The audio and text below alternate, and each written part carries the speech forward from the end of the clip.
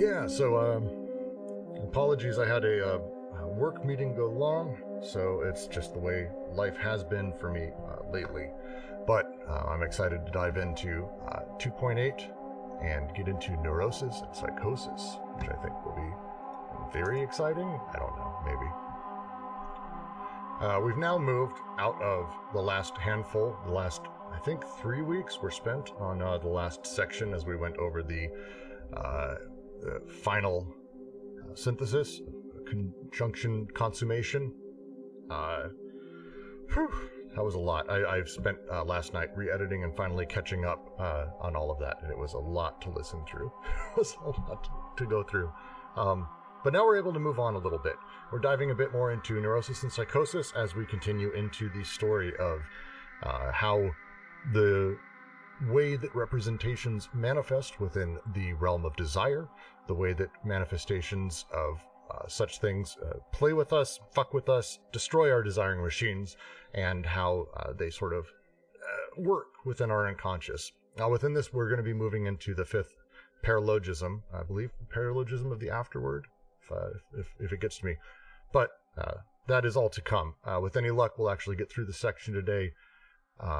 Please, at any point, if you have questions, don't hesitate to raise your hand by just typing in chat. I'm keeping an eye on it. We all are.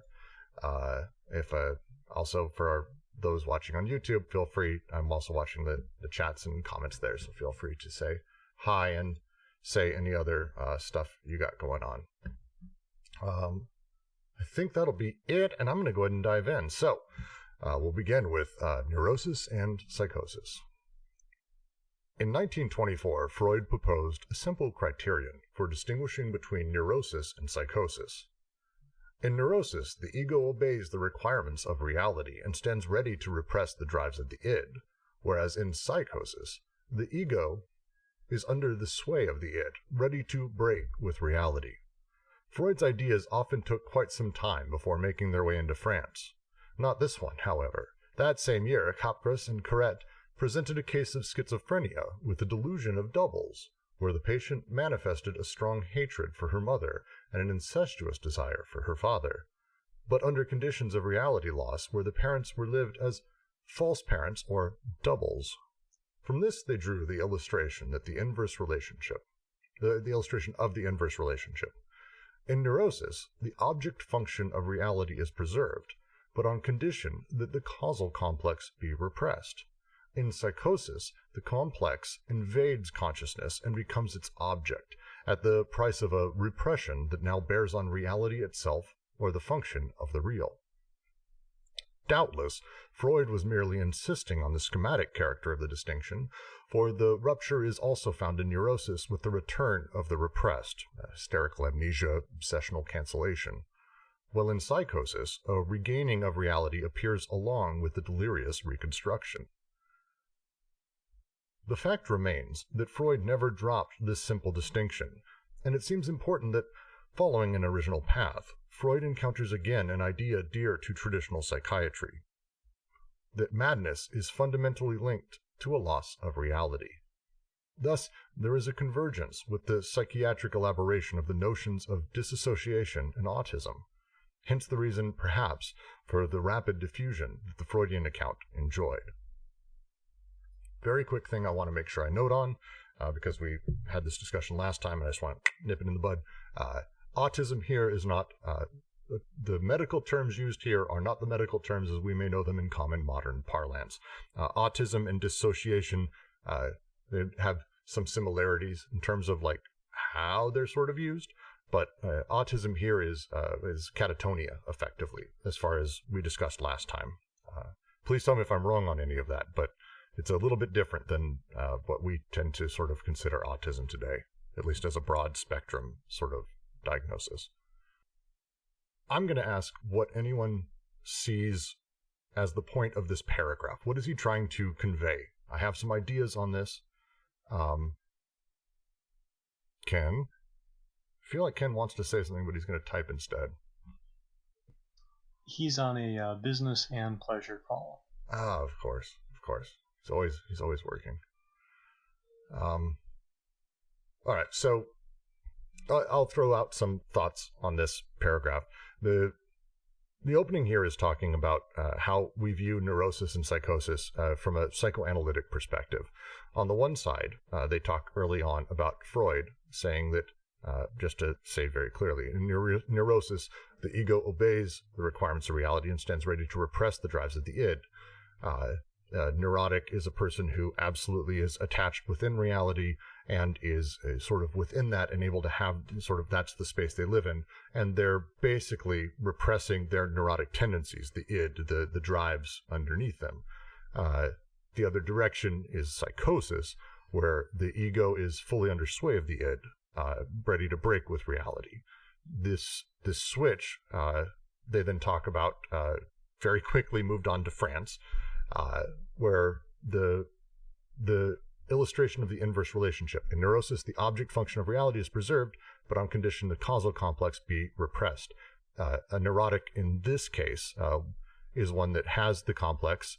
If it's able to be repressed, they have this repression happening with them, and reality is only able to be preserved if they are able to have that complex repressed, say Oedipus complex.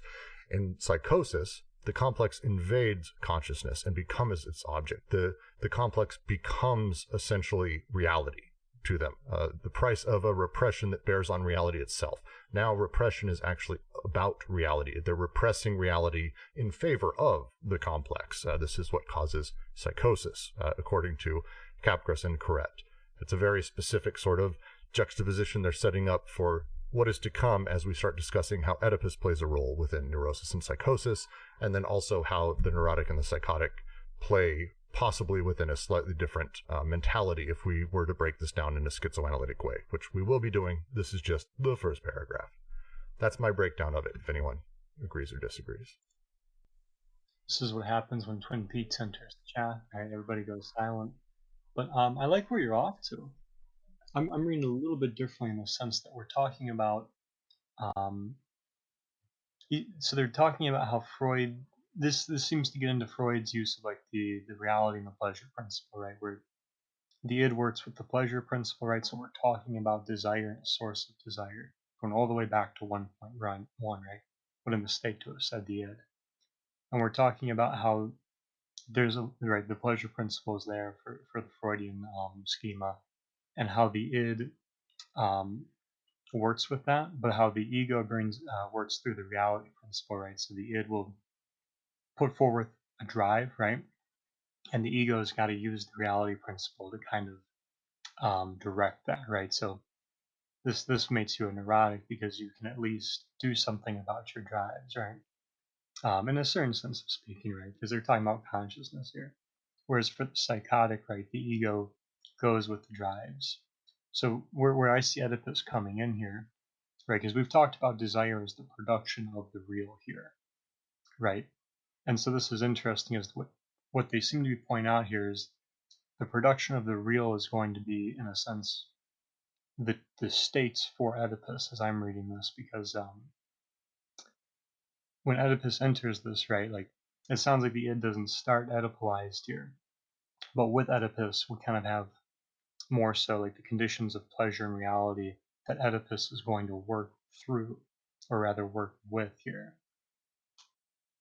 I think I can get with that. The second half of the paragraph where they start talking about, the Freud was merely insisting on the schematic character of the distinction. He says, the rupture is found in neurosis with the return to the repressed, the obsessive sort of nature of the way that the repressed sort of rupture in reality continues to push back on the neurotic, while the psychotic, the delirious reconstruction is how reality sort of comes along with and this sort of rupture in that setup. And to them, Freud never dropped the distinction between kind of these setups. And the final point here is, I think the important part is that madness is fundamentally linked to a loss of reality. And that's the thing that they keep pointing towards for all of this, that it's about, madness is about a disconnect from reality, the rupture from reality, whatever it may be. And that's kind of I think the end of their point here. They finish, hence the reason perhaps for the rapid diffusion that Freudian account enjoyed. This is sort of the natural way we view dissociation, or people at the time especially, they viewed autism as being, they simply can't engage with reality. People were assuming this about madness in general. Oh, they can't have reality. They've got to have something wrong with them. Reality is, we'll come to see, and they've already discussed. It's the social, the socius, the social network that they're part of, and their ability to sort of take it in a healthy way, which is kind of where a lot of this comes from, at least in the Freudian side. Yeah, and this is kind of interesting, right? Because we're seeing how Oedipus here, in terms of repression and that, right? Part of what Oedipus works with is the states of reality and desire, right? So, just like you're saying, right, dissociation from reality, right, which is going to be madness here, is something like pleasure kind of spilling into everything, right? Or more directly, perhaps, for Deleuze and Guattari's argument, right, that desire simply happens, right? Um, without kind of fetters in a certain manner of speaking, right? And so this is kind of interesting because we're seeing like Oedipus here, right? We're not necessarily talking about a superego here, right? But Oedipus does something to reality and desire here, right? And this is kind of how we're going to understand the psychotic and the neurotic in terms of the reality and pleasure principles. And with that, I think I'll move to the next paragraph, because it's short one, but sort of dives right into what you're talking about. What interests us is the precise role of the Oedipus complex in this convergence. For if it is true that the familial themes often erupt into a psychotic consciousness, we would be all the more surprised, in line with the remark by Lacan, if Oedipus were in fact discovered in neurosis, where it is supposed to be latent, rather than psychosis, where it is to be held to be patent. But isn't it true instead that, in psychosis, the familial complex appears precisely as a stimulus whose quality is a matter of indifference, a simple inductor not playing the role of organizer, where the intensive investments of reality bear on something totally different? Social, historical, or even cultural fields. Oedipus simultaneously invades consciousness and dissolves into itself, testifying to its incapacity to be an organizer. Driving back, I think, a little bit to where you were heading, Jack. A lot of this point is them talking about, do these complexes, how do they operate on the unconscious? How do they make things happen? Is the drive coming from the id and the complex is coming out of that? Does the family play into this? How does it work? And again, within Freud, a lot of that is as we're formed over time. The family does a lot of that stuff, and if they don't do a good job of helping us merge properly with reality, we become neurotic or psychotic based on that, and the complexes sort of come with that, including Oedipus, which is a complex we innately have as humans. It organizes all of these other things. And their point in this paragraph is, no, actually, Oedipus simultaneously invades consciousness and dissolves into itself, which that fact alone testifies to its inability to be this organizer that supposedly is putting all of this together in the first place. Or did that make no sense? I like where you're going with that, right? Because they write, but isn't it true instead that in psychosis the familial complex appears precisely as a stimulus whose quality is a matter of indifference, a simple inductor not playing the role of organizer, where the intensive investments of reality bear on something totally different, the social, historical, and cultural fields? Oedipus simultaneously invades consciousness and dissolves into itself, testifying to its incapacity to be a so-called organizer, right? So right here, like the premise that there is this disillusionment from reality through like Oedipus and that, right? That's kind of being thrown away here, right? Because we just saw how the psychotics don't correspond to the Oedipus complex, right? They don't have this familial ancestral engagement with the father and the mother here, right? If anything, it's topsy turvy, and all you can do is try and reverse that, right? Or argue it is a reversal, and if it's a reversal, well, you're kind of in trouble if you're going to argue that it's like at the same time, the predicate, right? Because how could it be reversed then? But to make a concluding point, and that's important because then if Oedipus doesn't do doesn't function as an organizer, right? What does it do? Well, and I'll just continue to the next paragraph because that's literally the first line. Once this is admitted, it is enough to measure psychosis against this fugue. What is this PDF doing? What's the word in the original? Please, anyone? Fugue? I like fugue, but this fake standard. Fake. Of course it's fake. Oh my god. Once this is admitted, it is enough to measure psychosis against this fake standard, enough to lead it to a false criterion. Oedipus to obtain the loss of reality effect. This is not an abstract operation. An Oedipal organization is imposed on the psychotic, though for the sole purpose of assigning the lack of this organization in the psychotic in his very body. It is an exercise in naked flesh, in the depths of the soul. The psychotic reacts with autism and with the loss of reality. Could it be the loss of reality is not the effect of the schizophrenic process, but the effect of its forced Oedipalization, that is to say, its interruption? Must we correct what we were saying a little earlier and suppose that some tolerate Oedipalization less well than others? Thus the schizo would not be ill within the Oedipus complex, from an Oedipus arising all the more in his hallucinated consciousness as he lacked it in the symbolic organization of his unconscious? On the contrary, he is ill because of the Oedipalization to which he is made to submit, the most somber organization, and which he can no longer tolerate. He who has gone on a distant journey, as though one were constantly bringing back home the person capable of setting whole continents and cultures adrift. He is not suffering from a divided self or a shattered Oedipus, but on the contrary, from having been brought back to everything he had left. A drop in intensity to the body without organs is 0. Autism. Schizo has no other means of reacting to this, blocking all of the investments of reality, the barriers placed before him by the Oedipal system of social and psychic repression. As Lang says, they are interrupted in their journey. They have lost reality. But when did they lose it? During the journey, or during the interruption of the journey? So here they're asking one of the big questions of a lot of this, which they've been hinting at quite a bit, and now they're starting to get at really harsh. The question is, commonly thought in psychoanalytic sort of history, and this is across the board from Freud to Lacan, the idea is you're a psychotic, you're already broken, you're already on a broken journey of schizophrenia, and that is what you need to be helped by. You're already broken. Then the question would be, we bring you back, we heal you, great, we Oedipalize you, yay then. But wait, this kind of happens hand in hand. So the question is it that the person's already broken, or that they're, as they would say, they're on a journey, and we grab them and we force them into a very specific box, and at that point is when they get broken, but we blame it on the journey. And that's their question they end with here, is during the journey or during the interruption? It's not equals 0. I'm going to go back to that.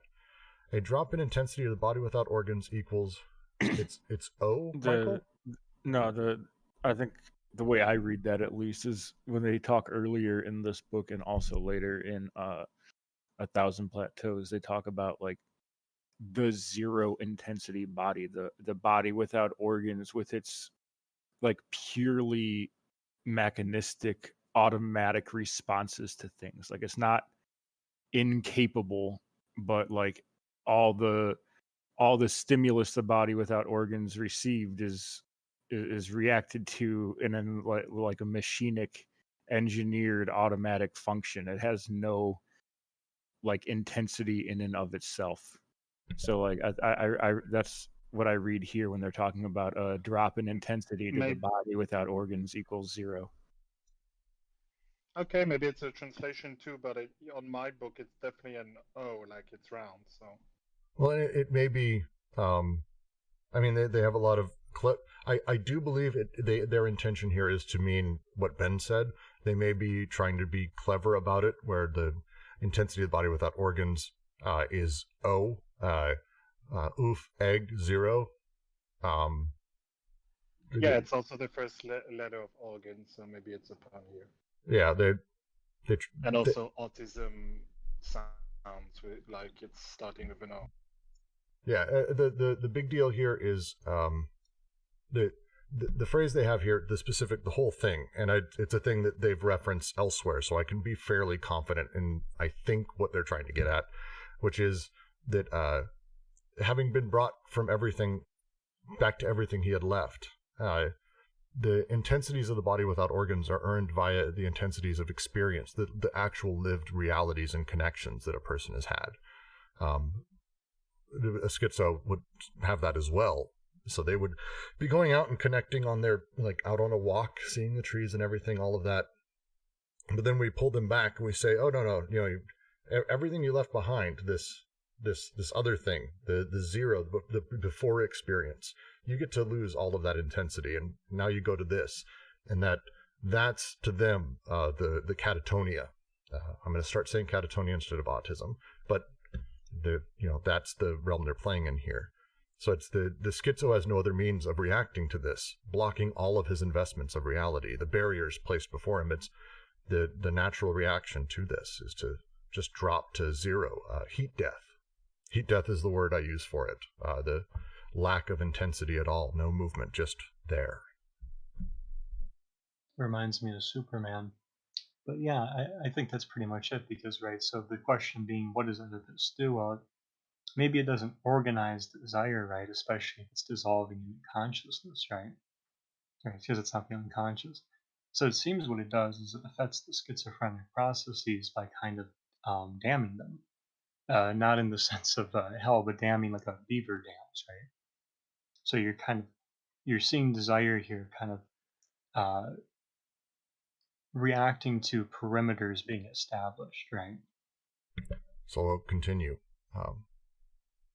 Because now we're discussing, again, where the complex enters, where Oedipalization messes with a person. Is it where did they get the sickness from? Is it from the journey, or is it during the interruption of the journey? Hence, another possible formulation of an inverse relationship. There would be something like two groups, psychotics and neurotics, those who do not tolerate Oedipalization and those who tolerate it and are even content with it and evolve within it, those on whom the Oedipal imprint does not take and those on whom it does. Quote, I believe my friends cast off in a group at the start of the New Age with forces for a practical explosion that thrust them into paternalistic deviation that I find depraved. A second group of loners, of which I am a part, doubtless constituted by centers of collarbones, was deprived of any possibility of individual success at the moment they were engaged in laborious studies in innate science. With regard to them, my rebellion against the paternalism of the first group placed me, from the second year, in a socially difficult position that was growing more and more suffocating. So, do you believe these two groups are capable of being joined? I am not too angry with these bastards of virile paternalism. I am not vindictive. In any case, if I have won, there will be no more struggles between the Father and the Son. I am speaking of God's people, naturally, not of those close to him who take themselves for his people. End quote. It is the recording of desire on the increate body, without organs, and the familial recording on the socius that are in opposition throughout the two groups. The innate science in psychosis and the neurotic experimental sciences, the schizoid eccentric circle and the neurosis triangle. This is a lot here. I shouldn't be I'm streaming the only copy. Someone want to find the footnote? Oh, Webcam Parrot, why don't you dive in real quick while I find this footnote?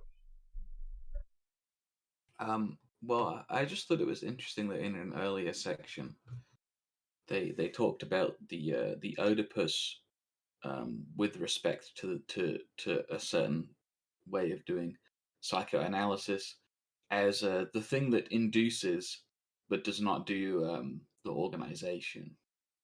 And this book is largely about organization, with the exception of one thing, which is of course the thing which lacks organs, right? The thing that is not organized, the body without organs. And it almost seems like they're saying that to the psychoanalyst, Oedipus, what they are sort of perhaps unknowingly here calling the body without organs, in that it's like the background, much like the body without organs is the background for all of the intensive properties to occur on, right? The Oedipal is the background by which everything else to the psychoanalyst happens on, and is, you know, all coordinates correspond to the Oedipal in some way. And I also think it's interesting that they've started talking about the body without organs again after not talking about it for such a long time. For several sections, they haven't mentioned it at all, and now suddenly they're coming back to it in this section. And absolutely, that's a really great point, because the timing is, because we're kind of, if we want to look at the last three sections, the BWO and its implications on the first handful of paralogisms, I think is, I don't want to say negligible, but it's not really the point, like the big thing. But here they're definitely going to be getting into that, so that's really fair. Although I don't know if that's, the question came up a lot of times earlier into the reading where it was like, oh, what's an example of a body without organs? And I don't know if the Oedipus is the best way to answer that question either, but they seem to be implying something like that at least. Yeah, they do the structure of a thing that sort of invades and does stuff, sort of a structure that has its own, an apparatus. I think is what's the word they started using? God damn it. Assemblage? Assemblage, thank you. I don't think the body without organs is an assemblage. It's the opposite of an assemblage, right? Well, it is, but the Oedipal complex is an assemblage. I think to them it's an assemblage, and to the psychoanalyst it's not. Yes. And that's their problem with it. And it's worth mentioning, so the middle text here, I wanted to confirm what I remembered. So there was a patient at Laborde who actually became a writer and wrote a great deal. Name was Jacques Bess, and this passage is from I'm just going to post it so we can have a French person, since we have one here, say it aloud for me. Michael, if you would. Well, maybe not. So it's Jacques Bess, Le Grand Pack. It's La Grande Pack. Le Grand Pack. So Jacques Bess is a fairly, I don't want to say prolific author, but has a handful of books that are, and this one we read the last time around because he's mentioned a few times, specifically the earlier sections where they talk about a schizo on a walk, they mention Bess very quickly. They mention a handful of other authors as well. Bess is interesting because his writings are specifically from his own perspective. He's not writing about another character. It's very semi-audio, autobiographical. And so as he's going on his walk, this passage here, and as well as the other passages, is very much from his perspective. He was a patient of Guattari's, very specifically. So obviously a lot of this has a very specific use and sort of passage for them. So there's very deep connection between them. The passage here, and the reason that it's used as they talk about it, the discussion he's having here is about the social connections and groups that he was a part of, and specifically that he joined one group to play off against another, and it had to do with the paternalism of them and bringing in the father. This is his overall sort of stance inside of this, is the way that these things get paternalized and how the relations between the familial recording and the recording of desire sort of play against it. And within these groups, how they sort of are in opposition. Specifically, they do summarize this. I just want to make sure I go over that by saying it is the recording of desire on the increate body without organs and the familial recording on the socius that are in opposition throughout the groups. As he describes them very specifically, the way that the groups operate, their own desires that are being recorded, the things they want to do aren't shit they're doing, because very specifically, they are bastards of virile paternalism, which I kind of like as a specific phrase. But it's that is where he's ascribing that. And for him, it's a big deal because there's so much they want to do, but it's being sort of, again, we might say triangulated, as they say here, the schizoid eccentric circle being squished into the neurotic triangle. That's how I read this whole part. It's a really interesting piece. I'll copy a summary that I had saved from last time in the chat. Yeah, and I really like how webcam here you kicked this off, because you're asking, I think, one of the guiding questions for this chapter, and certainly going into the next chapter, right, which is what makes Oedipus possible, and by extension, what does Oedipus do, right? So we've seen the three paralogisms, right, and how they play into Oedipus. We've now seen the fourth paralogism of displacement, right? And we've seen Oedipus in relation to all that. And now we're seeing Oedipus in a relationship of the body without organs, right, and the socius, right? And this is kind of interesting because now we're focusing more directly, even though we haven't gotten too deep into the socius in this book yet, on how Oedipus relates to the two, right? All right, I will continue to the next part. On a more general level, it is the two kinds of use made of synthesis that are in opposition. On the one hand, there are the desiring machines, and on the other, the Oedipal narcissistic machine. In order to understand the details of this struggle, it must be borne in mind that the family relentlessly operates on desiring production, inscribing itself into the recording process of desire. Clutching at everything, the family performs a vast appropriation of the productive forces. It displaces and reorganizes in its own fashion the entirety of the connection and the hiatuses that characterize the machines of desire. It reorganizes them all along the lines of the universal castration that conditions the family itself. Quote, "A dead rat's ass," said our toad, suspended from the ceiling of the sky. But it also redistributes these breaks in accordance with its own laws and the requirements of social production. The inscription performed by the family follows the pattern of its triangle by distinguishing what belongs to the family from what does not. It also cuts inwardly along the lines of differentiation that form global persons. There's daddy, there's mommy, there you are, then there's your sister. Cut into the flow of milk here, it's your brother's turn. Don't shit here, don't take a crap here. Cut into the stream of shit over there. Retention is the primary function of the family. It is a matter of learning what elements of desiring production the family is going to reject, what it is going to retain, what it is going to direct along the dead-end roads leading to its own undifferentiated, the miasma, and what on the contrary is going to lead down the paths of a contagious and reproducible differentiation. For the family creates, at the same time, its disgraces and its honors, the non-differentiation of its neurosis and the differentiation of its ideal, which are distinguishable only in appearance. I stumbled on that one because I've had to tell my son not to take a shit in the place. So that's a thing I've done. So there you go. I'm the bastard, apparently. It's a thing. I can only assume that this is just how families operate, like no matter what sort of time frame, at least within nuclear family capital. But man, it was just like I was reading that. I was like, fuck. I had to tell Dexter that. I think you're onto something about like this just being like the general operation of families. Even if you go back to like Buddhism and Confucianism and like old Chinese philosophy, like the whole point is to use like the family and like the family social status as a repression mechanism for people's behavior. But it's the big deal here is sort of the second line of this, which is on the one hand there's desiring machines, on the other the Oedipal narcissistic machine. The Oedipal narcissistic machine is the family ensuring it's a family. It is a thing that creates itself, continues to push itself. That once it's created, once it's a thought, once it's part of how things are organized, it does what it can to keep that thing going, and it's again, kind of the way that works.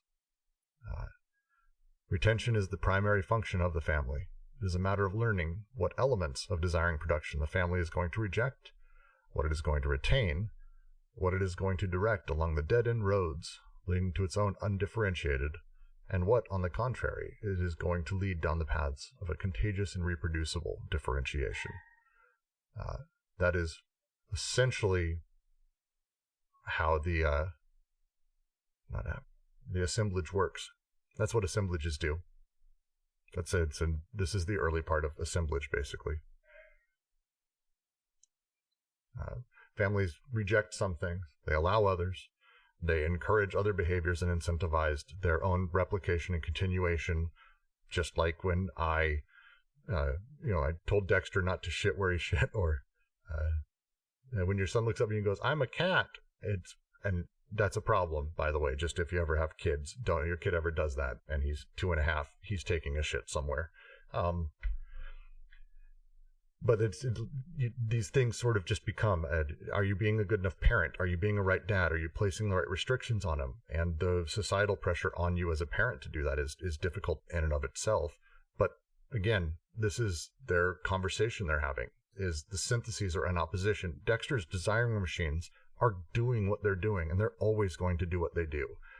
My job role inside of a family, and my wife's, is to sculpt him into a person who can survive within society well. And you'll hear people say this a lot. My job is to make sure I'm preparing my child for the world. This is even the nicest, kindest parents. That's how they talk about it. And this is how you do that. Prepare them for the world. And what it means is to properly mold them into something that's allowed to function inside of how society works. At least that's how I read this. And I know I'm probably taking it overtly personally, because that's the way that goes, but hey. Well, I mean, that's it, though, is this opposition between the socius and the body without organs, or more directly between the familial and the just the unconscious, right? So, like we said, right, we've got desiring machines being affected by the Oedipal, right? So we've got like the schizoid process encountering what I'm calling damnation, right? But just just barriers, right? And I don't want to say dissociation, but breaks with social investments, right? Or breaks with desiring investments, yeah. And at the same time, you've got these something going on with Oedipus or the familial here, right? Which is in part performing segregative uses, right? Like this is kind of getting into the exclusive disjunction or the second paralogism, right? Where we're starting to see this either or affecting desire. Yeah, and I'm just going to continue because it continues on from there. The family's working. Brooks, the dad, is doing his thing. Well, the question is, what's Dexter's desiring machines doing? So, well, this is taking place. What is desiring production doing? The retained elements do not enter into the new use of synthesis that imposes such a profound change on them without causing the whole triangle to reverberate. The desiring machines are at the door. They make everything shake when they enter.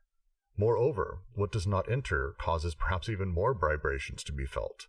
The desiring machines reintroduce or attempt to reintroduce their deviant cuts and breaks. The child feels the task required of him, but what is to be put into the triangle? How are the selections to be made? The father's nose or the mother's ear, will that do? Can that be retained? Will that constitute a good Oedipal incision? And the bicycle horn? What is part of the family? It is the triangle's job to vibrate, to resonate under the pressure of what it retains as much as what it thrusts aside. Resonance, here again either muffled or public, disgraceful or proud, is the family's second function. Family is at the same time an anus that retains, a voice that resounds, and a mouth that consumes. Its very own three syntheses, since it is a matter of connecting desire to the ready-made objects of social production. Go buy Madeleines and Combray if you really want to feel the vibrations. I don't have the slightest clue what the fuck that means. Proust. It's Proust. Of course it's fucking Proust. I mean, that's like the most famous part of Proust, the episode Proust of the Madeleine. Madeleine. The Proustian reference. Not all of us have an instant read and understand the moment. That's the most famous, so please, come on. Okay, so Proust is writing in Swan's Way in the first chapter. Combray, the narrator, eats this cookie. It's called a Madeleine. A cookie is maybe not the right word. Biscuit. And It's more of a cake. It's cake. Yeah, They're cake cakey. is the They're right cakey. word. Yeah, it's just like and it's soaked with a type of like tea that infuses it with a certain flavor, and it all of a sudden calls up a memory that he's not considered basically in years, and it floods back in like perfect memory, him eating this Madeleine as a child, his aunt dipping it in like a special medicinal tea and giving it to him in her house that his family would spend the summers in Cambrai in France, and then the like whole city in its like essence comes back to him in his memory, and it like exists as vibrant as it ever did. And it's like this really well written linguistically vibrant section of Swan's Way that is referenced in a lot of other media. So then is this reference here is pointing towards the fact that the vibrations are all around it. The triangle's job is essentially to vibrate, to resonate, and he is basically going through this hyper nostalgic sort of, here I may have desiring machines, but here is how they're formed, and these ready-made objects of social production are sitting there waiting for him. Kind of. I think when they say like the family is at the same time an anus that retains, a voice that resounds, and a mouth that consumes, has very own three syntheses, since it is a matter of connecting desire to the ready-made objects of social production. Go buy Madeleines and Cambrai if you really want to feel the vibrations, right?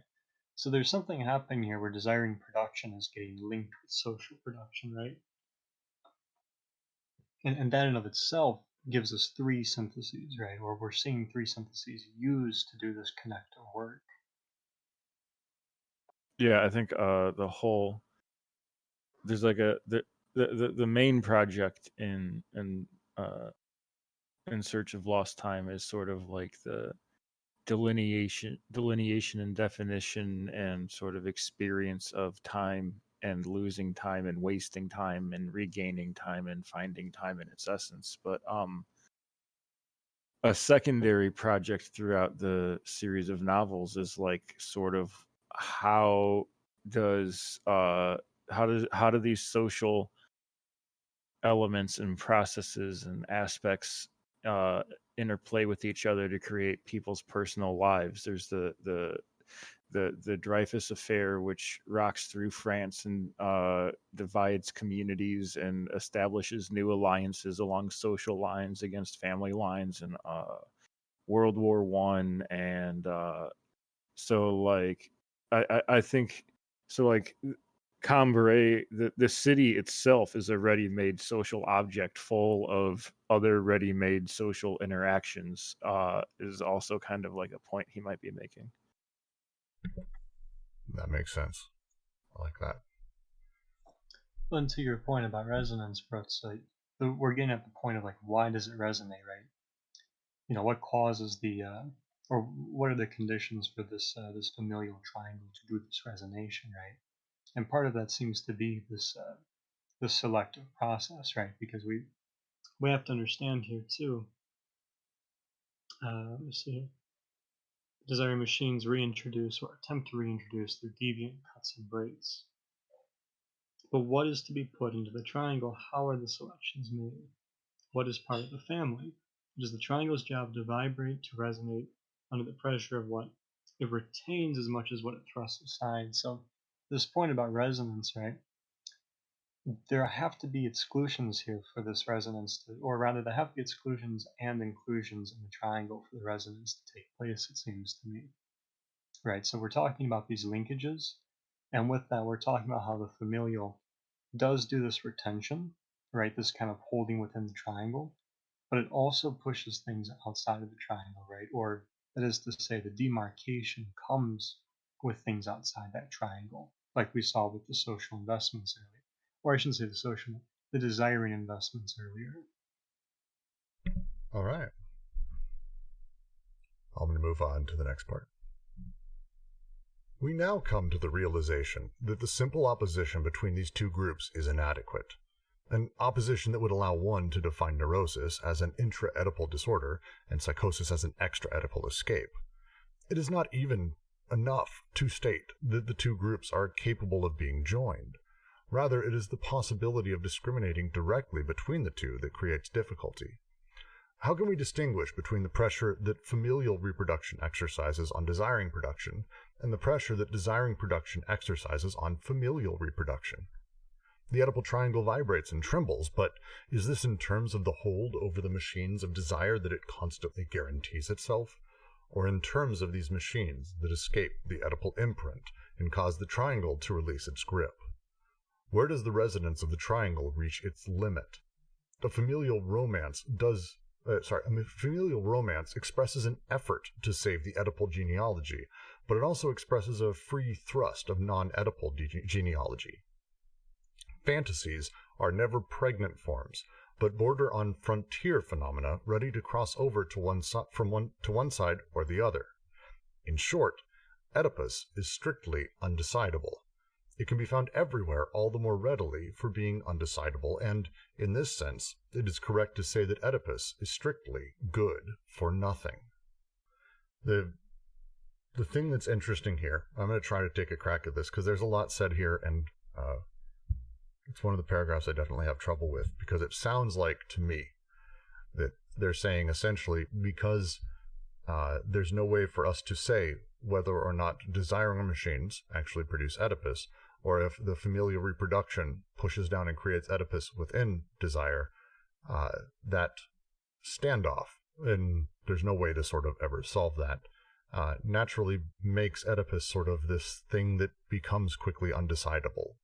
That because we can't say where it starts, Oedipus isn't necessarily good for anything. It doesn't allow us to say, it's definitely not something here, but it's also definitely not a thing here. And it's like, then who cares? Is kind of what they're saying. Am I wrong with that? I mean, maybe that's the way in which they're critical of it, right? Because they're okay with other things like that.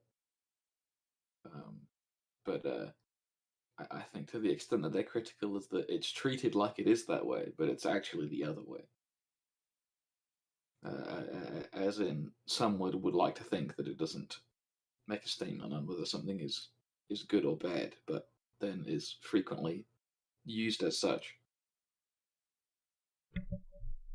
Oh, I like that, actually. It's ascribing sort of an ethics to Oedipus is their problem with it, saying, it's good or bad, or we need to eliminate it, or we need to do that. Like, no, it's a complex, sure, but to say it's created in one place or another, we have no way of knowing, so let's set it aside and talk more about the things that actually create such things, or could create such things, or be involved in that, and sort of sidestepping it entirely. Yeah, because I don't think they necessarily have a problem with Oedipus just existing, right? It's the application of Oedipus in a specific way that's very common. Of course, yes. That they're being critical of. Yes, absolutely.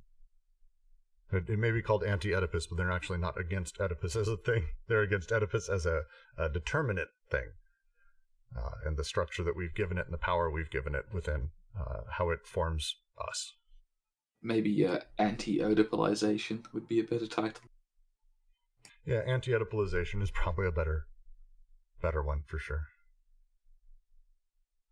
Ken, can you say why you disagree with fantasy not being pregnant, and maybe give for those of us who maybe didn't see much issue there, how do you interpret the phrase fantasies are never pregnant forms, but border on frontier phenomena?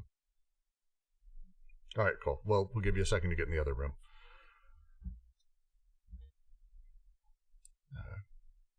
Does anyone have any questions so far? It was a good spot. We'll take a second as Ken's moving over. Does anyone here have questions, thoughts, issues about what's happening, or who's talking here, or anything that's being said? Like, now's the time. Let's do it. So, I suppose you can hear me all right. Well, I mean, the first thing, Oedipus is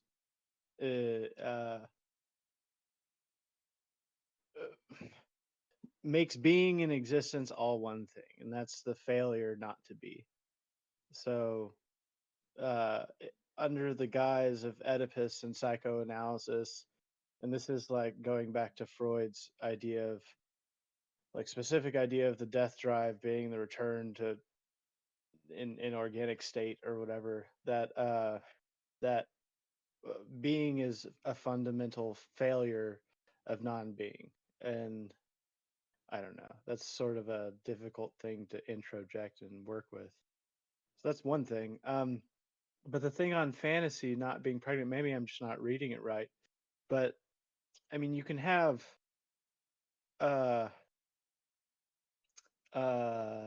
autopoetic fantasies, you know, and they don't initially have any sort of meaning per se until someone tells you what it means, and then that's a problem because that quashes desiring production. But maybe I misread it, but I sort of want to hold on to fantasy being an important aspect of desiring production, I guess. But maybe they just mean specifically the Oedipal fantasy, you know, maybe not all fantasy. But it's interesting here because they're calling fantasies phenomena, so it sounds, to me, this sounds like we're talking about the conscious here, or at least the pre-conscious maybe, but it sounds like part of Oedipus is that fantasies, because Oedipus is, so like this is kind of what we were getting at with like the anti-Oedipalization versus anti-Oedipus, right? The trouble with the neurotic and the psychotic, right, is it's not that we can define one as intra-Oedipal and the other as extra-Oedipal escape, right? So you can't just be psychotic to get out of this. It's not enough to say that two groups are capable of being joined. Sorry, that you can be neurotic and psychotic. Rather, it is the possibility of discriminating directly between the two that creates the difficulty, right? So they're kind of conflating, it seems to me. And this seems to be the point about Oedipus being strictly undecidable, is that, you know, whether you're neurotic or psychotic here, there seems to be a kind of Oedipal condition for that, right? Because Oedipus seems to be, you know, we talked in the beginning about like how the reality and pleasure principle at stake, and Oedipus seems to be kind of working with those two here.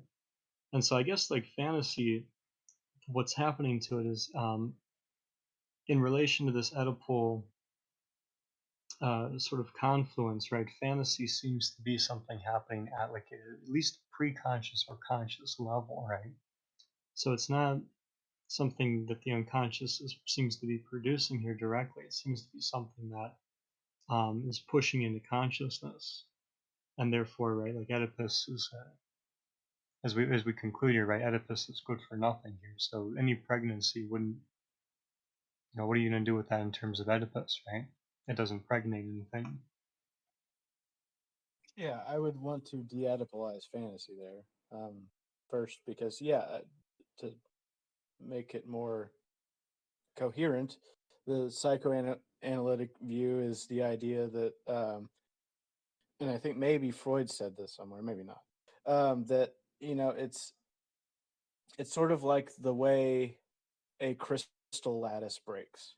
Like the whole idea is that subjectivity is caused by failure, and a crystal lattice breaks along typical lines. And for psychoanalysis, those three lines are the neurotic, the psychotic, and the perverse, and each three have a specific relationship to whatever psychoanalytic structures. So I guess I won't go into them, but I mean, that's already a problem, right? Because already right there, you're reducing all of contingently being a subject into three modes. And so you can only have three types and that just seems like empirically wrong. Well, I think their use of fantasy throughout, just as a quick mention, I think might be a thing worth having a secondary discussion on. They have the line in here where they say that dream and fantasy are to myth and tragedy as private property is to public property, which seems to be more sort of indicating they all are essentially the same thing, but we've separated and siphoned off specific parts by choice rather than by function. And that kind of is how they get into a great deal of this. And their major critique of psychoanalysis is sort of about playing with that and how the representations that they discover inside of this universal libido or whatever, like, get reanimated and made subjective to extend mythic and tragic contents to infinity. That's a quote from later on in the book. So I think when we talk about their use of fantasy or dream or myth or all of these things, these large-scale representations, I think their usage is very different than what we might traditionally be using for it. Yeah, so like Lewis Carroll, for example, in Alice, right? There's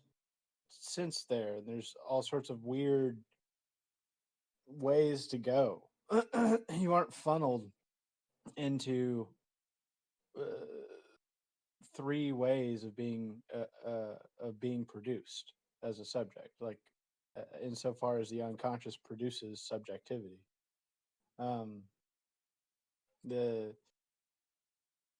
And also I think another thing is that fantasy is rarely a private affair. Like, it may seem private because you might not speak about it, but I think fantasies are always, not always, well, yeah, why not, always collective. Well, yeah, no, and I mean, they specifically say that, so again, I think it's a question of how we're using this. So to them, desiring production doesn't create fantasies. It's not how it works. Desiring production is just producing shit over and over and over. And then as a result of social organization, social repression, and the overproduction or underproduction or anti-production or, the complexities around that, does someone create fantasy as a sort of parallel world of gratification? The term they use is imaginary compensation, sort of for that lack. So it's a very specific use of fantasy, and for that, it does, like, that usage is my understanding of how they sort of use it without. And so because of that, like, yeah, fantasies are themselves not pregnant forms. They're frontier phenomena ready to cross from one side. They themselves are not necessarily pregnant forms.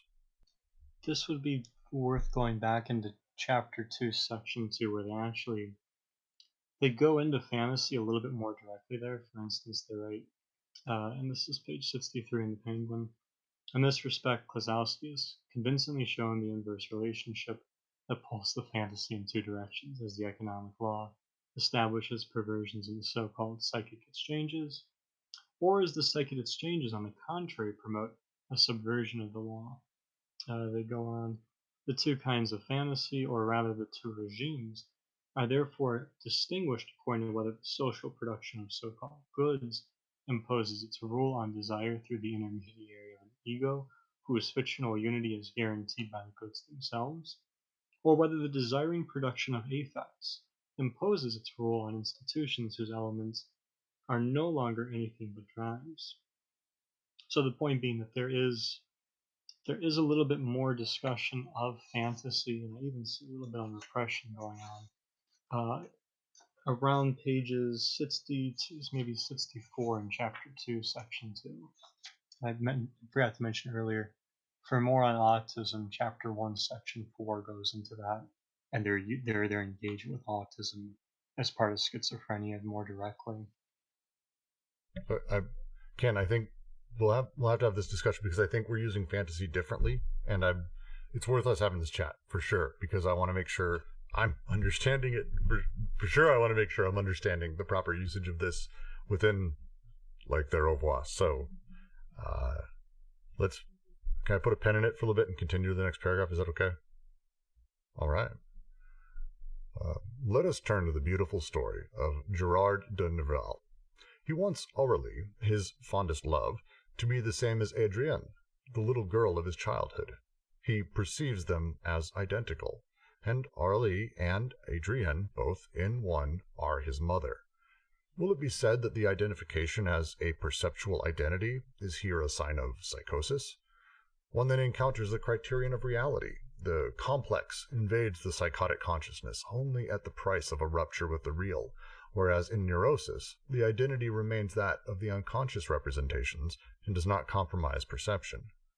But what is there to gain from inscribing everything on Oedipus, even psychosis? One step further, and Arlie, Adrian, and the mother are the virgin. Nerval seeks the point where the vibration of the triangle is at its limit. Quote, "You are simply seeking for a dream," says Arlie. Everything is not inscribed in Oedipus without everything at its extreme, fleeing beyond the reach of Oedipus.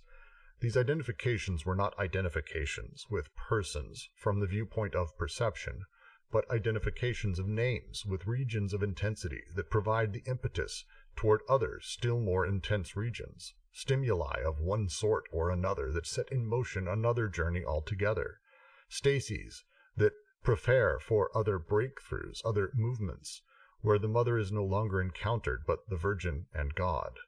And twice I have crossed and conquered the Acheron.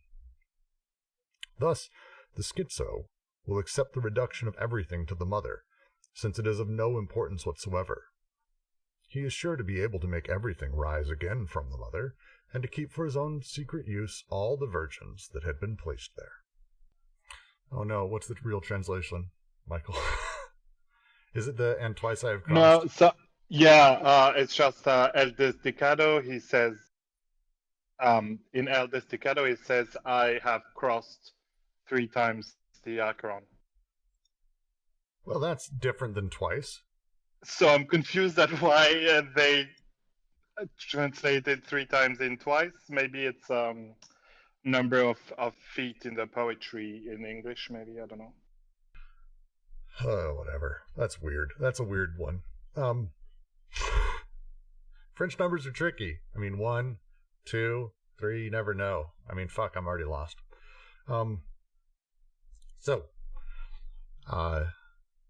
This is essentially continuing the same argument. They're utilizing Gerard de Nerval and his story as an explanation of this, and breaking it down even further to continue talking about what we get from Oedipus in this situation. Is it this or is it that? And ultimately, they're all the Virgin Mary. Are they all God? They all come down to those archetypes ultimately. And everything can be squished into that. Because, as they say, the schizo will accept the reduction of everything to the mother, since it's of no importance. He's sure of being able to make everything rise again from the mother, and to keep for his own secret use all the virgins that had been placed there, all the things that he had connected get put there, and he's able to pull them back. Sure, he's able to go in. And they continue this. I actually think I'm just going to dive to the next paragraph, unless there's a comment on this one, because it continues the same line of thought very, very quickly. Everything can be converted into neurosis, or warped out of shape into psychosis. It is therefore not in this fashion that the question must be posed. It would be inaccurate to maintain an Oedipal interpretation for the neuroses, and to reserve an extra-Oedipal explanation for the psychoses. These are not two groups. There is no difference in nature between neuroses and psychoses, for in any case, desiring production is the cause, the ultimate cause of both the psychotic subversions that shatter Oedipus or overwhelm it, and of the neurotic reverberations that constitute it. Such a principle takes on its full meaning if it is related to the problem of actual factors. One of the most important points of psychoanalysis was the evaluation of the role of these actual factors. Even in neurosis, insofar as they are distinguishable from the familial infantile factors, all the major dissensions were linked to this evaluation. The difficulties bore on several aspects. First, the nature of these factors. Were they somatic, social, metaphysical? Were they the famous problem of living, through which a very pure desexualized idealism was reintroduced into psychoanalysis? In the second place, the modality of these factors. Did they act in a negative, privative fashion by mere frustration? Finally, their moment, their own time. Was it not self-evident that the actual factor arose afterward, and signified recent in opposition to the infantile, or the oldest factor that could be sufficiently explained by the familial complex? Even a writer like Reich, so careful to situate desire in relation to the forms of social production, demonstrating thereby that there is no psychoneuroses that is not also an actual neuroses, continues to present the actual factors as acting by means of a repressive deprivation, the sexual stasis, and as arising afterward, which leads him to maintain a kind of diffuse Oedipalism, since the stasis or the actual privative factor only defines the energy of the neurosis, but not the content, that for its own part refers to the infantile Oedipal conflict, this old conflict becoming reactivated by the actual stasis. To read the Reich footnote, all neurotic fantasies can be traced back to the child's early sexual relationship to the parents. However, if it were not continually nourished by the contemporary stasis of excitation which it initially produced, the child-parent conflict could not, by itself, cause a permanent disturbance of the psychic equilibrium. Well, I mean, in a nutshell, right, we talked about how, like, there's this kind of problem with the neurotic and the psychotic are sort of conflating, right? It's hard to differentiate them. And so it seems like in either case, right, Oedipus is the point of departure and arrival for them, right? Could you repeat, please? I think I phased out. Sure. It seems like part of the thing with, like we said earlier, right, the problem with the neurotic and the psychotic is how do you kind of differentiate the two, right? Because they seem to sort of, they seem to, if not be conflationary, at least have a confluence, right? And so let's say the suggestion is that there are not two groups, there is no difference in nature between neurosis and psychoses, for in any case, desiring production is the cause, the ultimate cause of both the psychotic subversions that shatter Oedipus or overwhelm it, and of the neurotic reverberations that constitute it. It's like, at one level, it seems like Oedipus is kind of, for psychoanalysis, the point of departure and arrival for the two groups. But let's say Deleuze and Guattari are going even further, right, to say, but more kind of directly, right? Desiring production is the cause, the ultimate cause of both the psychotic subversions that shatter Oedipus or overwhelm it in either of those points, and of the neurotic reverberations that constitute it. I mean, and that's the huge difference that I've been seeing between. Oh, can y'all hear me? I just realized my mic is closed off. Yes. You're good. Cool. Between what Deleuze and Guattari are doing in psychoanalysis is desire. Like, that is the gulf of difference between the two, because desire is not, the Prius or whatever, the prime mover or whatever in the oceanic gulf. For psychoanalysis, you start with need that can't be articulated. So, an infant cries just because it has unpleasant sensations or something, but it doesn't even necessarily have a knowledge of why it's crying is the idea, and only does the meaning of its cries get impinged on it. So the parental figures feed it whenever it cries, and then over time through repetition, it's like, oh, I'm crying because I'm hungry, and then you get demand, which is the articulation of this unarticulatable need that's just, I guess it would stand in the same place as intensity. But the problem with that is that it's impossible, because there is no meaning to the need per se. And then you get desire as a way out of the impossibility of demand, which still has its own impossibility, but in desire you now can have equivocity. Like, in desire, what I say can mean more than what a person thinks my words mean. And so then you can get the chain of signification moving and metonymy and whatnot. But for Deleuze and Guattari, desire is this, like, it's almost like a cosmic principle of sorts. And Oedipus, for Freud at least, and Lacan in the beginning, Oedipus is the beginning and the end. So even in in psychosis, sometimes Lacan later moves away from this, but the idea is that you try to turn the psychotic structure into a neurotic structure by reintroducing Oedipus and laws and the symbolic. Yeah. Yeah, I think that's pretty much it, because if the neurotic and the psychotic, right, are ways of talking about desire, which we saw in the beginning they are, because we're talking about the id and the pleasure principle, right? So we're talking about desire, and we're talking about Oedipus then as this kind of point of departure and arrival there, right? Well, what happened to desire, right? Because desire seems to be the fundamental thing here.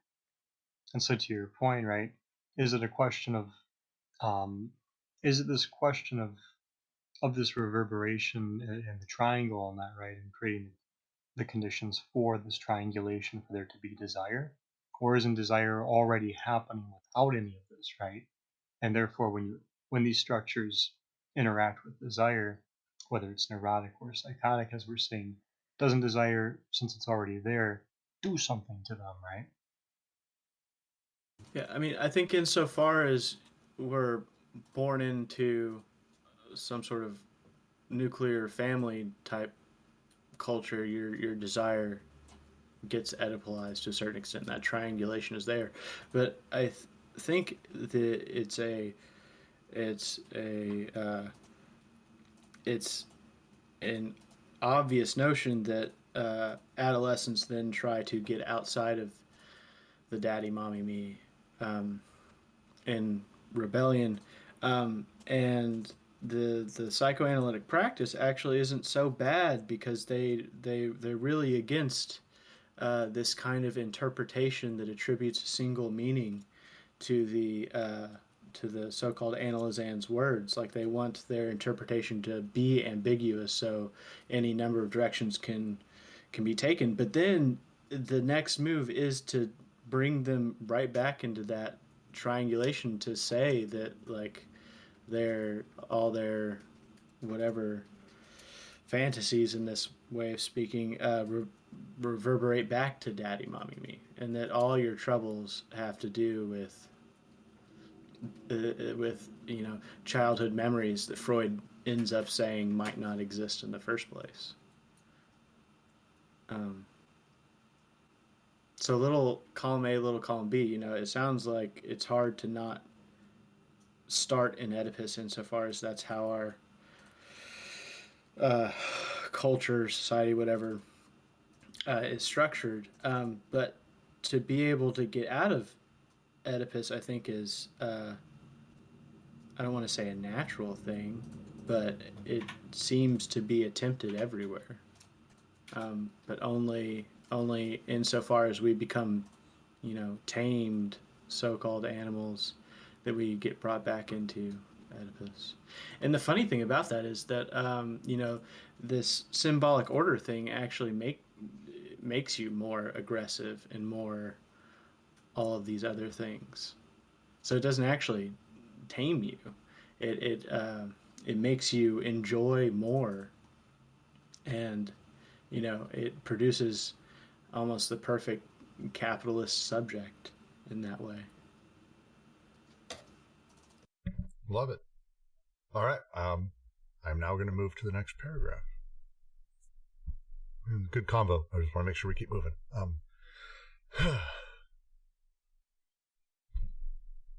But the Oedipalists are not saying anything different from this when they remark that an actual deprivation or frustration cannot be experienced except in the midst of an older internal qualitative conflict, which blocks not merely the roads prohibited by reality, but also those that reality leaves open, and that the ego forbids itself in its turn, the double impasse formula.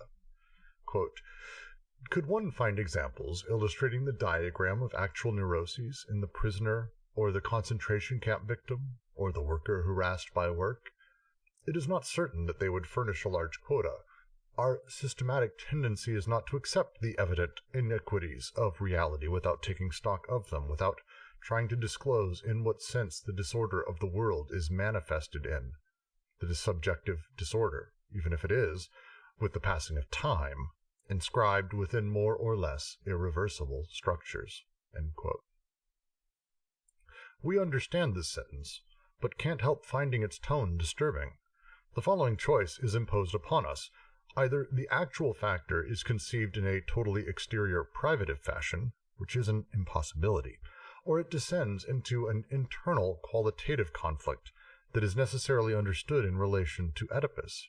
Oedipus, the fountainhead, where the psychoanalyst washes his hands of the world's iniquities. I'm just going to continue because that was a really clean paragraph.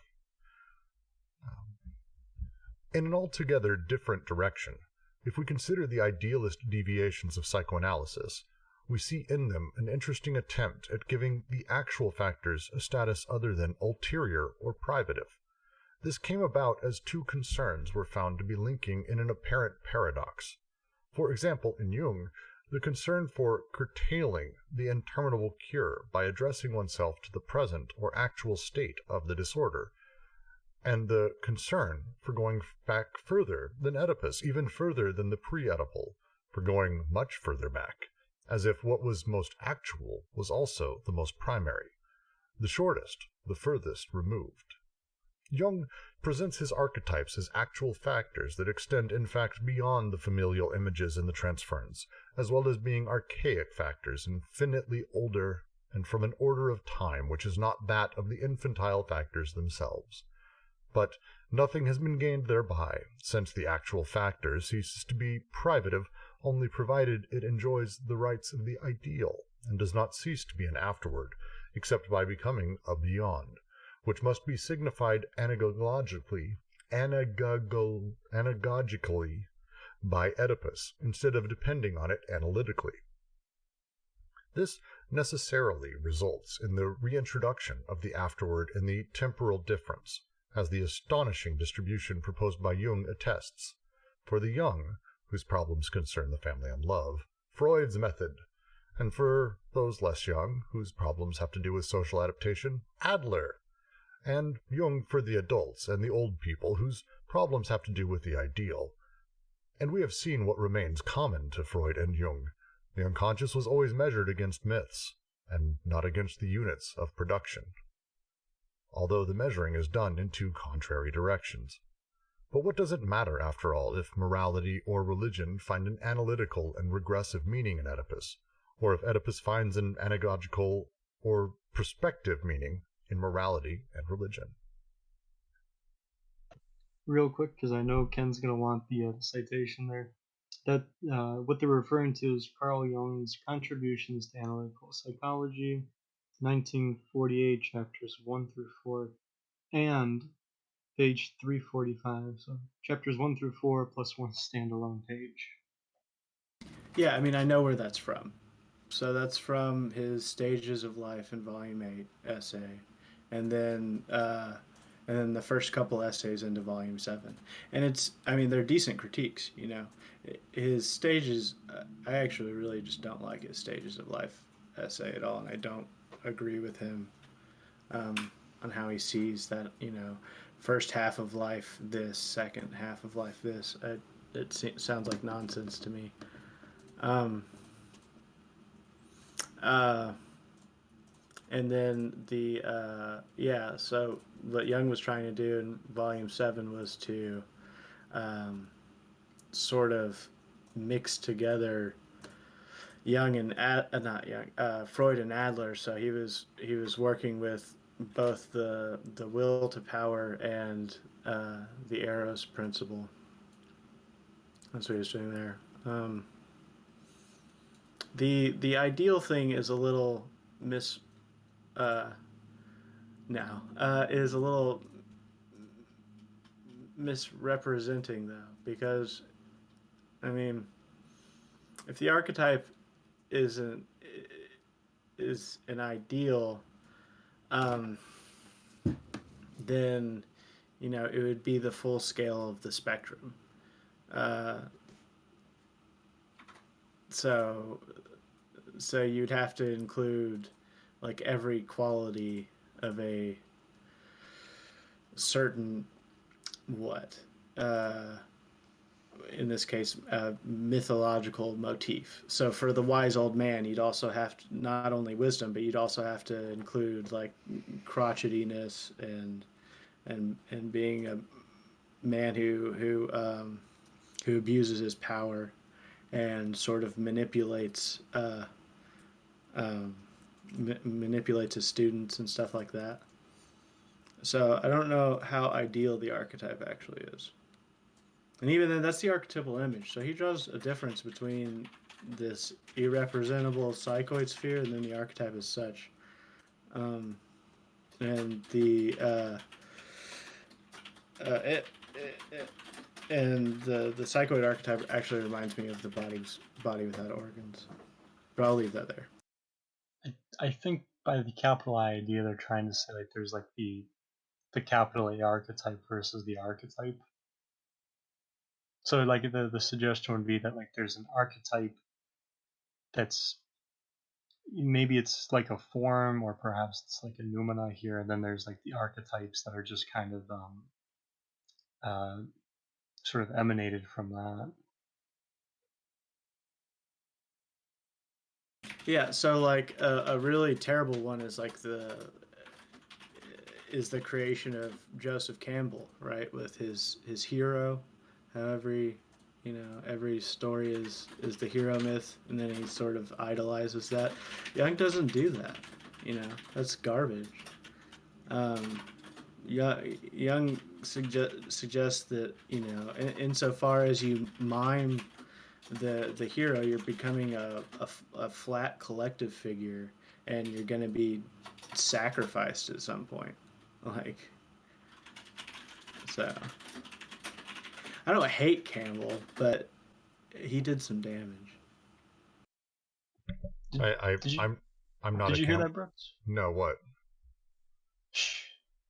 Star Wars. Oh, dude, no one mentioned Star Wars. Like I didn't hear that at all, and I'm just going to continue.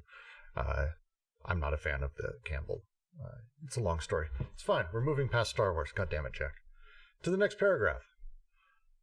We maintain the cause of the disorder, neurosis or psychosis, is always in desiring production, in its relation to social production in their different or conflicting regimes, and the modes of investment that desiring production performs in the system of social production.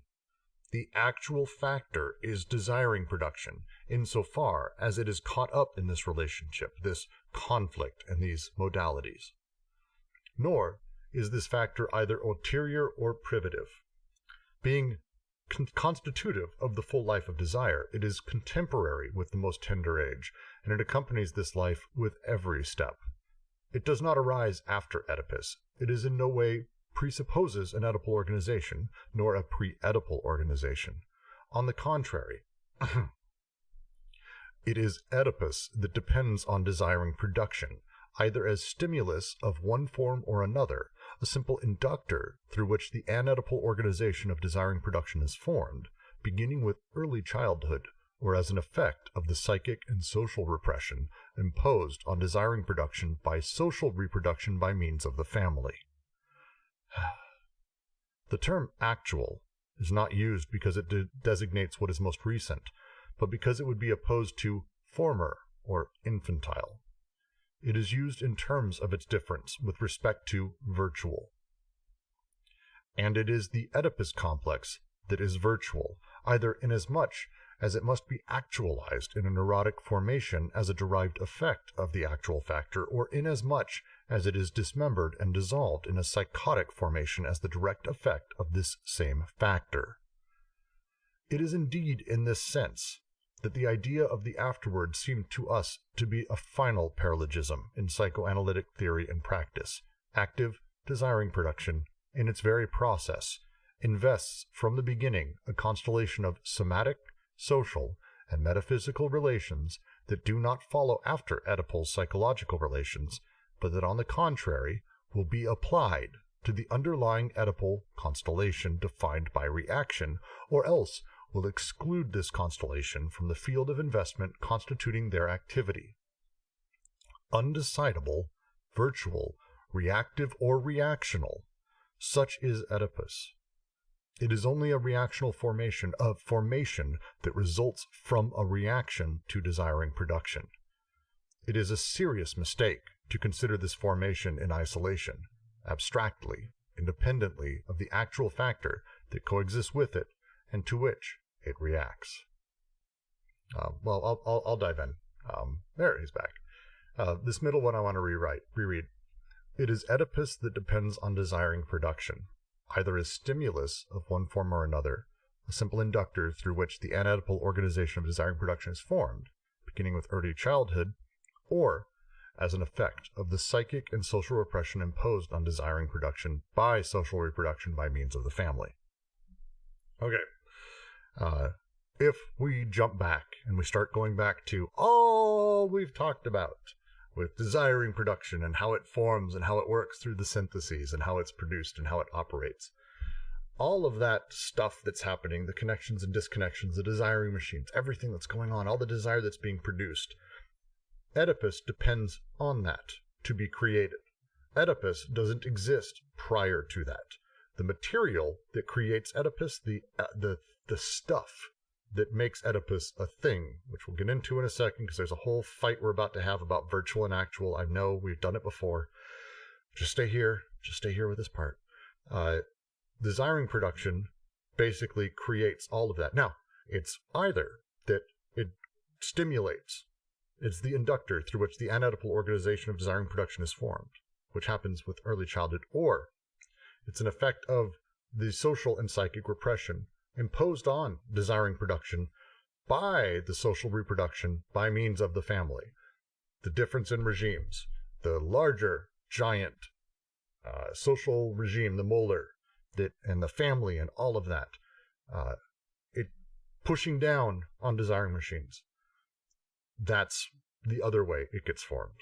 This central thing, if there's and I know why it's in italics, this is the part that matters to really begin to understand, and because a lot of this and the functionality of how Oedipus is created and stimulated and all of that is in chapter 3 going to be coming front and center. So if you're having trouble understanding this, please, now would be the time to start asking them questions for sure. So I'll leave questions. We'll talk about that section. We'll get to the second part in a second, which is a whole thing. But this first part, everyone good there? I mean, I'm going to assume that means everyone grasps everything. But again, it's the utilization of family as that repression. Oedipus is either stimulated from beneath, because it plays inside of the psyche, by desiring production that kind of forms around it and produces it beginning with early childhood, or as an effect of the psychic and social repression imposed upon it by the social reproduction of the molar side of the desiring regimes, the social side of things, through the family, as they've talked about at this point. They use the term actual here. The actual factor is desiring production. Oh, God. Do I even want to start down this road? I want to get through this rest of this chapter today.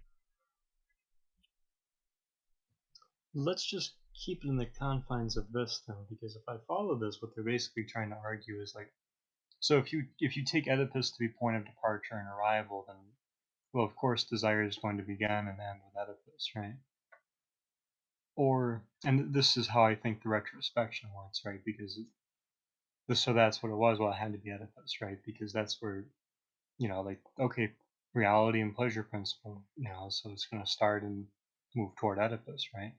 But it sounds like more fundamentally, right, desiring production is the condition for all of that, right? And so that moving forward doesn't necessarily rely on Oedipus, but instead Oedipus needs that in order to either be actualized or in order to do like what I'm calling like a damning. Because you're right, last time we had I think it was like a 30-minute discussion on the virtual, the actual, and the real. Yeah, it's but we'll skip that whole fight because that ended up taking up far too long, but it was like 2 weeks. It was stupid. Look, the last two sentences are kind of the really important gist and thrust of that whole thing he's talking about there.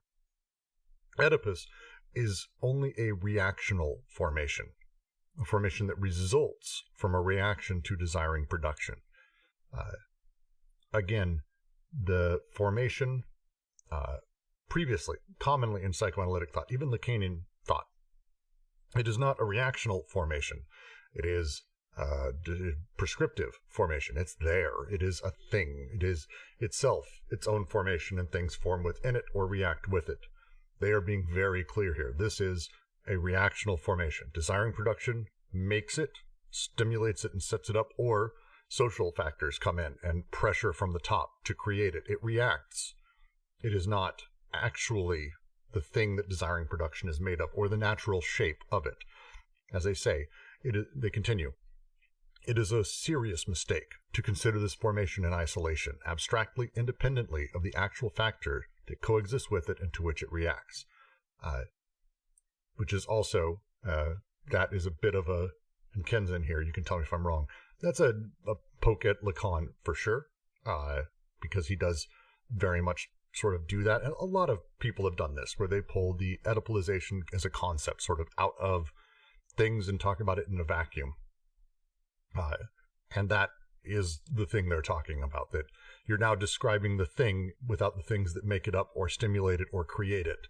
And at that moment, like, this is representation. We're going to get into that a lot more as we continue on, but this is the challenge, and this is the problem. We'll continue to the next paragraph. I was going to say, I think Ken is too busy looking at the benefits of a family life work environment. And we all know work is family, don't you know? Do everything for your family. Don't join a union. They're not your family. We are. Yet, this is what psychoanalysis does when it closets itself in Oedipus and determines its progressions and regressions in terms of Oedipus, or even in relationship to it. Thus, the idea of pre-Oedipal regression, by means of which one sometimes attempts to characterize psychosis. It is like a Cartesian devil. The regressions and progressions are made only within the artificially closed vessel of Oedipus, and in reality depend on a state of forces that is changing, yet always actual and contemporary, within an-Oedipal desiring production. Desiring production has solely an actual existence. Progressions and regressions are merely the effectuations of a virtual that is always fulfilled as perfectly as it can be by virtue of the states of desire. Rarely have psychiatrists and psychoanalysts been able to establish a really inspired direct relationship with either child or adult schizophrenics. Gisela Pankau and Bruno Bettelheim break new ground in this area by the force of their theory and the efficacy of their therapy. It is not by chance that both of them call into question the notion of regression. Taking the example of the bodily cares administered to a schizophrenic, massages, baths, swathings, Gisela Pankau asks if it is a matter of reaching the invalid at the point of his regression. The invalid. I'm going to re-say that. Gisela Pankau asks if it is a matter of reaching the invalid at the point of his regression in order to give him indirect symbolic satisfactions that would allow him to resume a progression, to take up a progressive pace. It is not at all a question, she says, of administering care that the schizophrenic presumably did not receive when he was a baby. It is a question of giving the patient tactile and other bodily sensations that lead him to a recognition of the limits of his body. It is a question of the recognition of an unconscious desire, and not of this desire's satisfaction. Recognizing the desire is tantamount to setting desiring production back into motion on the body without organs, in the very place to which the schizo had retreated, in order to silence and suffocate this production. This recognition of desire, this position of desire, this sign, refers to an order of real and actual productivity that is not to be confused with an indirect or symbolic satisfaction, and that, in its stops as in its starts, is as distinct from the pre-Oedipal regression as from progressive restoration of Oedipus.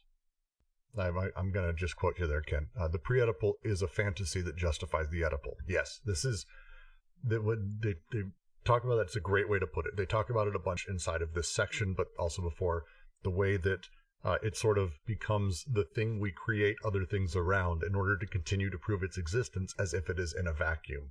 Well, this is Oedipalized because everything has to fit within it. Suddenly, the pre-Oedipal ultimately exists just to fulfill the thing we already believe. It's a great way of putting it. I like that. But now we are at the end. That's the end. Hey, look at that. 1 day for this one. This one took 2 weeks last time. Maybe 3. Shit, 3. Any questions about this entire section? Let's open it up. We're here. Why do they refer to desire as a capitalized sign? Rimka, that is a really good question, actually. Let me find my copy. Make sure that that's the case in the hard copy as well, because this PDF is wonky. Jack, if you want to talk, go for it. Let me go back. I think that's a reference to the third paralogism. You mean the critique of representation, lack, displacement? Yeah, they say this is 111. The 3 errors concerning desire are called lack, law, and signifier. One and the same error, and idealism forms the pious conception of the unconscious. But yeah, I took that because they go on to say, right, and the signifier into a distributor, and no longer a meaning. For these notions cannot be prevented from dragging their theological cortege behind. Insufficiency of being, guilt, signification. So it looks like what they're talking about there with the capital S sign is they're talking about subjectivity and everyone subjectivity and the third synthesis there, but in terms of the paralogism. Yeah, it's as I read it, it's not that they're referring to desire itself as a sign, but instead the recognition and the position of desire. That sign refers to an order of real and actual productivity. The recognition of the desire and the position of it. That's the thing that they're talking about here. So they're talking about the schizo jumping back on the body without organs and being able to return because he's able to once again begin the process. And that process is, if you think of, I would say it like this. Massages, baths, and swathings, as Pankow is talking about it, are kind of, if we want to talk about a person kind of being like a car, this is the jump start. Like, doing those things are ways of connecting, finding what their body is, redeveloping their body without organs, making those connections immediate, real, and actual. And that's what bodies do, because we're talking about, again, connecting. A massage and all of those things would be an extraordinary number of connections happening constantly. This kind of thing allows the process of all of this to sort of restart, desiring production to begin again, because all we need is connection. Connection in the first syntheses is not just connecting. It is simultaneous connecting and desiring production at the same time. So it's a little bit of a push to desiring production to sort of start again, rather than the opposite, which is essentially what they're talking about heavily here, where we're saying, pushing someone back on the BWO and collapsing them because we want them to be Oedipalized. That's why the schizo does that. They can't connect to anything. Their connections stop. You're halting the machine as it's moving. The fuel stopped with everything else. They can't. You can't have connections without the desiring production, and desiring production requires connections and disconnections.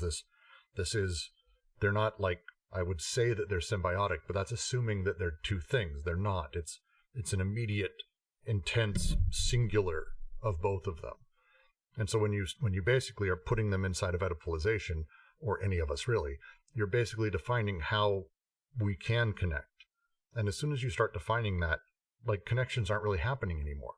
They use the example of the child who starts getting confused. Well, can I touch that? Is that part of family? Is this mine? Is that mine? And this immediately starts cascading, and the schizo just shuts down, becomes catatonic, lost, because they're on their own body without organs. They're hiding there. There's just no production happening. So by jumping back in and going, well, we're going to do massages and baths and these other bits of essentially touch therapy, which is what it is a chance for people to start that process back up and to kickstart their battery going again. Yeah, and I should add to that, like the difference between the signifier and the sign, right? So this is page 112. Put back under the yoke of despotism was a fact is castration. There where one recognizes the stroke of the signifier itself. But the sign of desire is never signifying. It exists in the thousands of productive break flows that never allow themselves to be signified with the unary stroke of castration. It is always a point sign of many directions. Polyvocity is the basis of a punctual semiology. We are on page 130. But I think that's the tension they're highlighting, is the tension of the third. When we're talking about the third synthesis, right? We're going to be looking at all three, right? But particularly the way that distribution and consumption, consummation play a role in these in the assemblage here. So I'll give my short summary. I'll give it a shot. These last few sections, and some of them have been very long. This is about talking how representation, we've been using Oedipus as the example of it, but we're talking about how such a thing interacts with the unconscious, how such a thing plays within the unconscious with Oedipus, and how it plays with the connecting of desiring machines, the disconnecting of them, and the creation of signs on the body without organs. As Webcam Parent said, we're coming back around to that. And then now talking about kind of the afterward, as they say it, which is the sort of assumption of the whole person that places social repression itself second to psychic repression, that our problems are coming solely from within. We need to work on ourselves, be triangulated and Oedipalized. We need to see a doctor. It's my fault, my problems, my family as I was growing up, blah, blah, blah. But as they talk about it, we're talking about ultimately desiring machines that fuels all of it. And we're finally coming to that. Desiring machines are fueling the whole thing. Desiring machines are part of it. So let's actually talk about how they operate. Let's realize that such a thing as Oedipus can only exist as a result, as a reaction to desiring machines, that it's built by desiring machines. The form is made by desiring machines. However it's made, that's still the case. So we need to step back and not talk about how Oedipus, or representation, is this sort of core nature and the thing that forms us, but let's talk about how we actually create the thing that forms Oedipus. That's my takeaway, since no one else is talking. Yeah, I'm curious about what the status of the internal is for Deleuze and Guattari. Meaning? I don't know. That's the thing. Because, I'm going through difference in repetition, and he uses internal there sometimes, and, difference in itself. But, this whole problem with suggesting the Oedipus as an internal thing, like you have in ecology, you have this thing called the chronosystem, where you have a microsystem and then a few layers, and then the macro system being the cultural order or something. But putting Oedipus in the microsystem, I don't think that's what they're doing. No, yeah, I'm just trying to flesh it out. I think they're doing the opposite of that in a way, saying that Oedipus is somehow maintained, quote unquote, externally, but I don't see how. I favor the whole non-orientable surface thing, where inside and outside are sort of just totally contingent, and there's nothing necessary. They're almost faculties of identification. So I was just wondering what the status of internal and external is for It's an open question. I have no idea. You know, I'm generally hesitant to say that they believe in even internal or external. Their whole entire thing around molecular and molar, I think, would be the closest that they come to saying such thing. I think they use these terms to be like internal and external because they're topographical more than anything, and again, terms that are a little bit easier to sort of grasp what they're trying to say. But to me, it like Oedipus, the way they're describing it, it's if there is a place where social repression and structures have a pressure down, and desiring machines almost are continually pushing up, where they meet, where they slam together, that sort of space right there that's a little fuzzy and not really either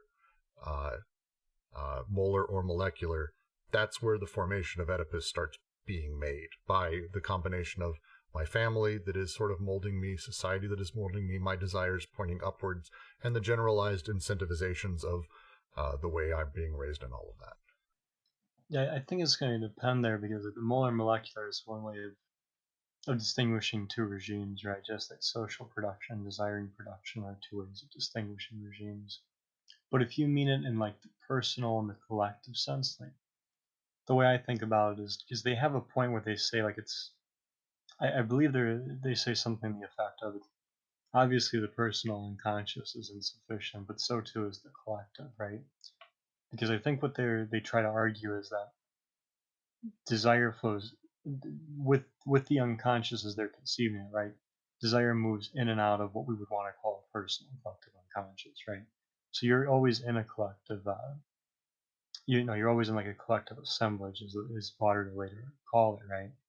And so whatever, what's happening to you is happening in this context, and there's connections there, right? And so I don't think you have anything like, if you mean internal, I don't know if it would always, I don't think you can have anything purely individual where there's no like social context or social relationship. But likewise, everything social, right? There would be no, because it all seems to move in and out for them. Yeah, I mean, I will go as far as to say that the body itself is a collective, right? Because the body, in and of itself, expresses an entire evolutionary history.